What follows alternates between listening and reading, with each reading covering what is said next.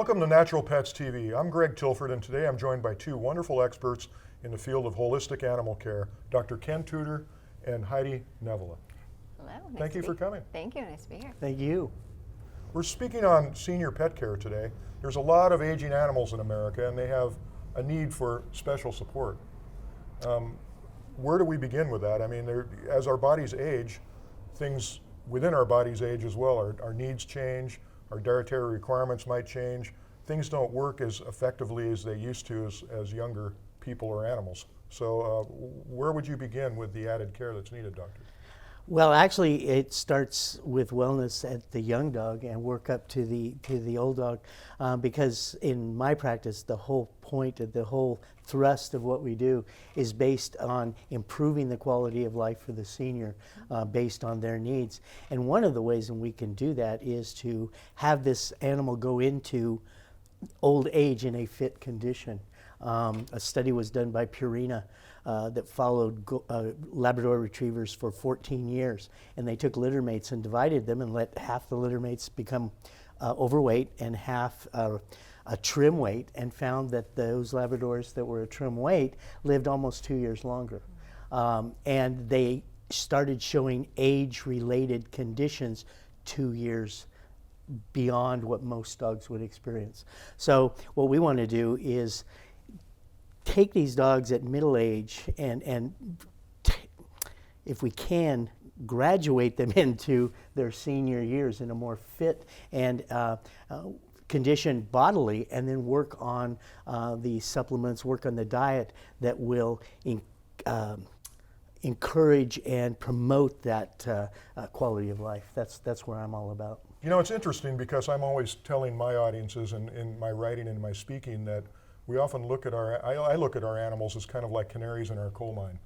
You know, you're talking about how we need to be really proactive toward the later parts of life in animals. And with animals, we have the opportunity of watching them grow, and unfortunately we see them succumbing to the same healthcare issues that we do on an accelerated basis. So, you know, the value of recognizing this in your animals, to me, holistically, looking at the bigger picture, is that we take proactive measurement of these things right away, as early in life as we can, and we should be, you know, kind of looking at ourselves too, going, you know, I'm doing this for my dog, I'm doing this for my cat, what am I doing for myself? And I really firmly believe that there's a lot of value in that, and it's part of the relationship, you know, that we intuitively take with animals, because they do force us to think about these things.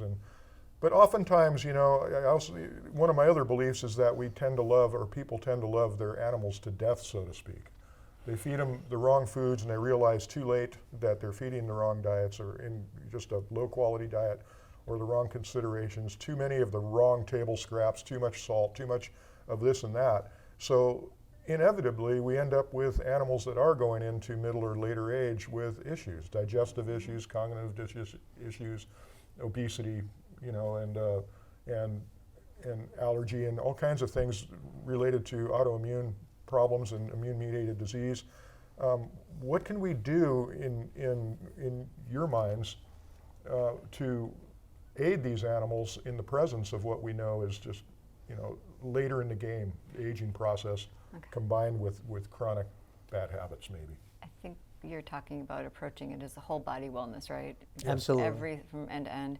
And so you're referencing taking a young animal and preparing it for senior years. Absolutely. So systemically, we should be doing that with our bodies. We extrapolate it to our pets. So there are nutritional things that we can be adding in, certainly keeping them active. There's just some, you know, basic preventative things that we should be doing every day. Right. That's a primer for those later years. And nutritionally, we start with food, and we've all been talking about the importance of a diet, no matter what kind of diet you prefer. We all have our own opinions, right? And then making sure those fish oils, those fatty acids, probiotics, the digestive enzymes, but then also maybe a little more breed specific in some cases, be adding something nutritional to feed the body. At least from an herbalist perspective, we're looking at that too as our pets age, or even symptomatically, if we're seeing something come up at age 5 that is a symptom of something, maybe it's something topical, physical that we can look at, we can also extrapolate, okay, this is related to these body systems and this might be where it's going as they age, this might be getting worse. So that's what I try to do, is look at a whole body balance when I apply nutrition in terms of herbs or supplements. No, I agree. And I have a regimen that at various age groups that I institute, just like you're talking about. When my kids get to about 8 years old, they automatically go on milk thistle because the liver is a sewage treatment plant of the body, and it is taking abuse. And at 8 years of age, we begin to see evidence in the blood work that is indeed happening with elevations of particular enzymes. So why not intervene? Put these kids on Silymarin the rest of their lives. Maybe some SAMe. Antioxidants. Well. Antioxidants, curcumin, yes. Yeah, absolutely. Yeah. It's never too late to start. Even, our dogs, our cats, our animals don't move the way they used to. They don't behave the way they used to. They don't digest foods the way they used to. They are more prone to flea bites as, the very complicated immune-mediated picture starts to develop. But it's never too late to start. I believe very firmly that fish oil is very important. And, and it's amazing to me the results you can see at any stage of life by starting on a good omega-3 fatty acid supplement combined with good diet. I mean, at least, in my mind, in my experience, at least 40% of dogs and cats that start in on a good fish oil supplement show they don't just experience benefits, but noticeable benefits. You see them. Oh, absolutely. But don't forget omega-6s. I mean, we tend to forget that. Yeah. do. No, and that was not a criticism, No, but dogs and us need about 8 to 10 times more omega-6 than we need of omega-3 to make sure our immune system does function properly and our skin coat and hair quality of our pets is good. So don't ever want to forget that. And one of my big things is when my kids get I try to get them on high protein diets, but all of my geriatric kids are put on foods that contain at least 38 to 42% protein because of sarcopenia. Are you guys aware of what sarcopenia? Please do. Sarcopenia is the aging loss of muscle tissue. You experience it, I experience it, everybody, animals do, and it's a genetically programmed thing that's going to happen. And what we found through research is if we increase the protein intake of ourselves and our pets, they will maintain muscle and lose it less rapidly, and will increase their mobility and quality of life into those senior years. And since kidney disease only occurs in 10% of dogs, there's no reason not to add protein to an animal's diet, because low protein is only necessary for an animal with proven kidney disease. So unless my animals have kidney disease, I'm just stoking the protein to them. I'm glad you brought that up, because one of the things that I think is lost in the minds, and this isn't an attack on allopathic medicine, but oftentimes I see that the immediate approach to kidney issues in older dogs is to cut out the protein, or cats. And from a holistic perspective, I see a major issue with that, because we're depriving an animal that's supposed to derive most of its nutrition and energy from protein of its primary food source. So from a holistic perspective, that doesn't make any sense. Yeah, and I'm at odds with those in my profession. Yeah. And there are some good research that shows it's not the protein that extends the life of these kids, it's the decreased phosphorus. So if we can find a nice happy bridge, I try and maximize the protein content in my kidney patients. Now, I can't deny, because I do a lot of homemade diets for kidney patients, that when I do manipulate the protein, I can manipulate their blood work with regards to BUN, creatinine, and SDMA. So, and if I can do that, then I reduce the tingling sensation in their mouth that makes them not want to eat, or the ulcers that develop from uremia, or the vomiting from feeling that queasiness of uremia in the bloodstream. So, but I agree with you totally. I try and maximize the protein as much as I can. And it has to be quality protein. And to me, the issue of protein metabolism versus kidney disease is also relative to the body's inability to effectively metabolize and eliminate the waste. I mean, after all, would you agree that anything that ends up in the urinary tract via the kidneys has to cross blood barriers, meaning that it has to filter through the liver, and it shouldn't be there, is my point. Well, specifically when we're talking about a kidney disease, we're talking about something that is produced in the liver, because Right. ammonia is released from Right. protein, like you said, Yeah. has to go to the liver. Everything goes to the liver. You're absolutely right. And then it's turned to urea, which is a much safer product to circulate in the bloodstream than ammonia is. Ammonia causes seizures.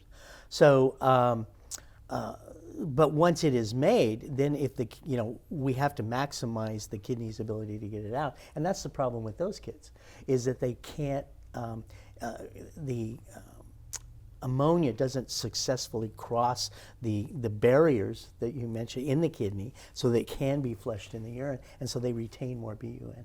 That makes sense. That makes a lot of sense. In that scenario, are you adjusting the milk thistle you're administering, or what are you doing to? Well, milk thistle has to do with geriatric patients, not kidney patients. Okay. That has to do with liver function. Liver function, I mean, if we can promote liver function, I think is where you're going with this, Heidi, is that then you can produce urea, production and non-toxicity, but we still have a limiting step there in the kidneys, and therein lies the problem. So even though we turn that to urea, we still haven't developed a really good way of telling the kidney how to get rid of more of it. Right. Because of the exchange processes that go on to the kidney moves urea and sodium and chloride and potassium in and out of the tubules into the body of the kidney to regulate hydration. And so what we need is for this to eliminate as much urea as possible and maintain hydration, because these kids are often always dehydrated. Right. And so we haven't got that far yet. We don't know what to do with the kidney yet. Right. So we're treating a symptom. There's no question. Yeah. No question. And what I hate about our kidney patients is to watch them lose muscle mass because we've restricted their protein. Absolutely. Yeah. And just adding on to what you said about milk thistle, I entirely agree with you. And supporting the liver, I mean, the liver is the most over-abused organ in the body, and by the time you get later on in life, it's been abused over and over and over again. Its function isn't going to be as up to snuff as it was Right. younger.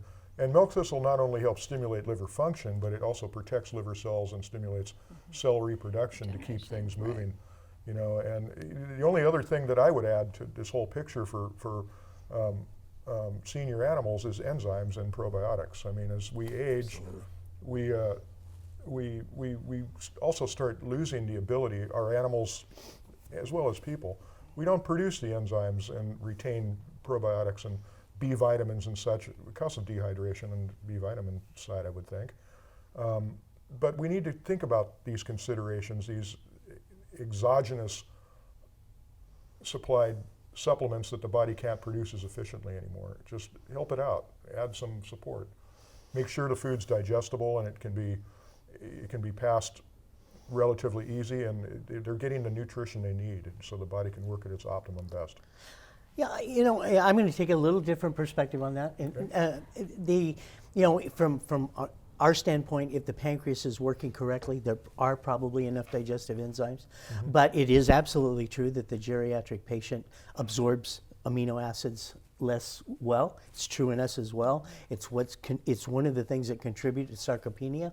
So again, studies have shown that if we increase the protein in the diet, then we can promote more absorption of essential amino acids. So that's another argument for why I want higher protein diets.